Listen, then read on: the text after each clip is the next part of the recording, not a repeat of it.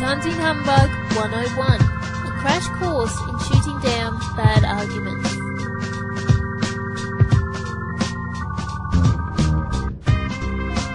Welcome to Hunting Humbug 101 with me, Theo Clark, and I'm joined with my father, Jeff Clark. G'day, Dad. How you going?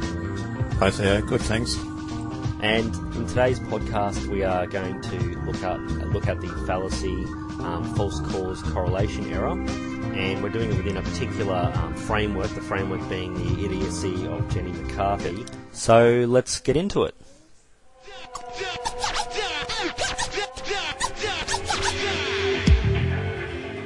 Major program tonight with lots of featured guests. We begin, of course, with Jenny McCarthy, the actress and entertainment personality. Her son, Evan, has autism, and she tells Evan's story in her best-selling memoir, Louder Than Words, A Mother's Journey in Healing Autism. She's also on our website today with a kind of brilliant episode about all of this. Yeah, so that first bit, obviously, I mean, as he says, Larry King says, we've got Jenny McCarthy. Obviously, we're going to start with her, yeah, obviously you would start with the celebrity talking about autism because they're the expert.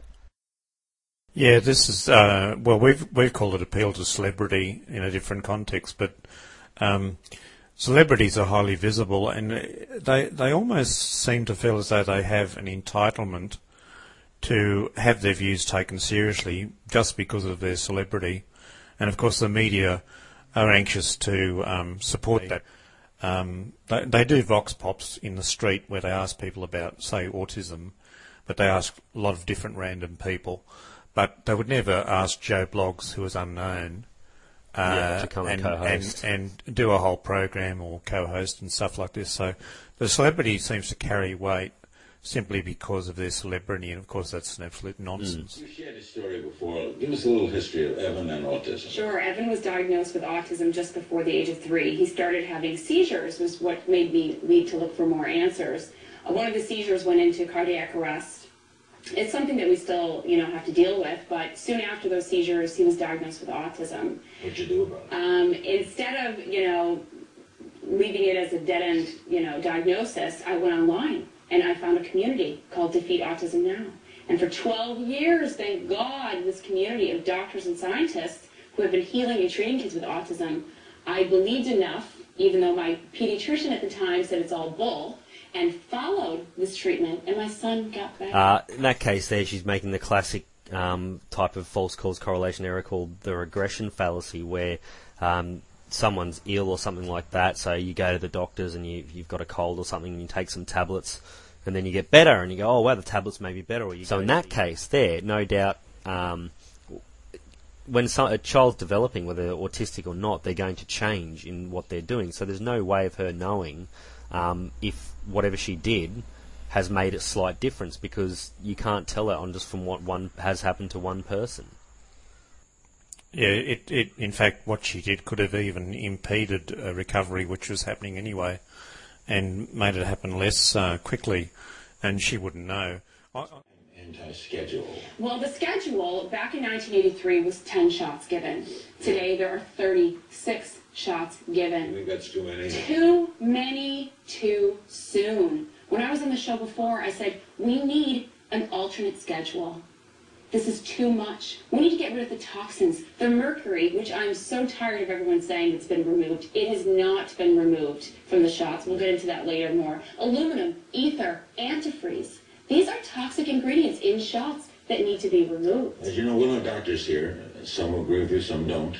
What was the reason for the increase to so many shots? Oh, God, I can't wait for you to ask that question. I actually have a shot, schedule here. Can you guys get in close on that? This is not so good of a copy, but you can see in 1983, the shot schedule was 10.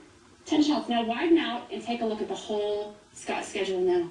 36 shots given. Why? And you visually see it. I'd like to know that we put our trust as parents into the pediatrician's office. The guess would be that discoveries were made. The discoveries were made, but to prevent new disease. Why wouldn't you want to prevent a disease that hasn't been prevented before?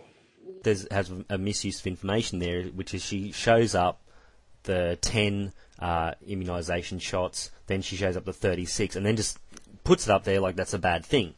And, well, hang on a sec. why is it necessarily bad? Wouldn't it necessarily be better? I mean, Well, the other thing is you can do a sort of thought experiment by saying, could she have made a dramatic show by reversing all this? In other words, if there'd been 36 before and 10 now, and you can imagine a situation where she could say, look, there were 36 before and there are 10 now. That means they've themselves discovered that those other 26 are actually causing disease, and that's why they've reduced the number of shots. So the thing is that whatever she puts up there, she's going to use as evidence for her point of view. Yep, so it's unfalsifiable. Yeah, it is. She can just shift ground all the time. Yeah, that's spot on. And isn't it ironic, in 1983 there was 10 shots and now there's 36, and the rise of autism happened at the same time, and parent after parent says, I vaccinated my baby, they got a fever, and then they stopped speaking and then became autistic. Yeah, so just another correlation error there. So she's just, the classic one there is vaccinated my baby, stop speaking, that's it. But of course, all you got to do is look at groups of babies that aren't vaccinated and see that, hey, guess what? They got autism at the same age too.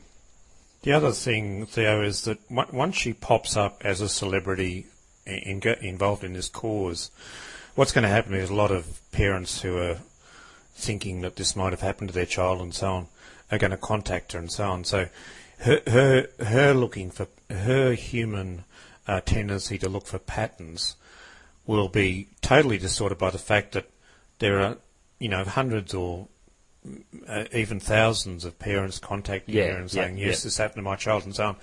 So all of these individual anecdotes will seem like data to her. Well, that again leads nicely into the next section, because that's exactly what she says. Is your link scientific or statistical? Well, I believe that parents' anecdotal information is science-based information. And when the entire world is screaming the same thing, doctor, I came home, he had a fever, he stopped speaking, and then became autistic. I can see if it was just one parent saying this.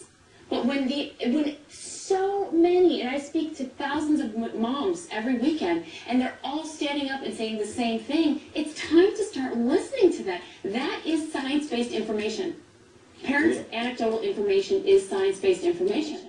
Yeah, that's really spooky how I preempted. Anticipated.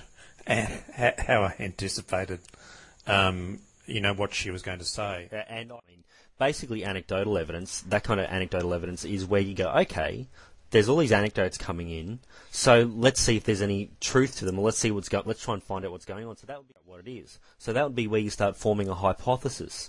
But she hasn't done, or they haven't just done that. The people who are on that kind of autism side haven't done that. What they've done is they've said, there's a cause there because the parents have said this, and that's the end of it. And then it doesn't even matter what studies are done or what the scientific evidence says. It's irrelevant. They've made up their mind beforehand. And so when some evidence comes in that shows that it's not true, it's irrelevant. Whereas real science goes, okay, this is the beginnings of a hypothesis. Maybe we can get a research program out of this. Now let's see if there's a real effect there. And especially if you're not open-minded. So she's closed-minded to the possibility that she could be full of crap.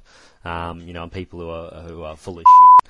Are very much tend to be the ones who are closed-minded, and I mean that's one of my responses to people. People who call skeptics closed-minded. I say no, not at all. Perhaps you haven't considered the alternative, which is you're closed-minded to the fact that you could be full of shit, and that I throws them off guard. They go, hang on, that. If you say that to them, they would see the truth immediately, and they'd say, oh yeah, you're right, I'm full of shit. Yeah. They go, oh, you have such a way with words. You silver-tongued bastard. You sweet-talking bastard. Yeah.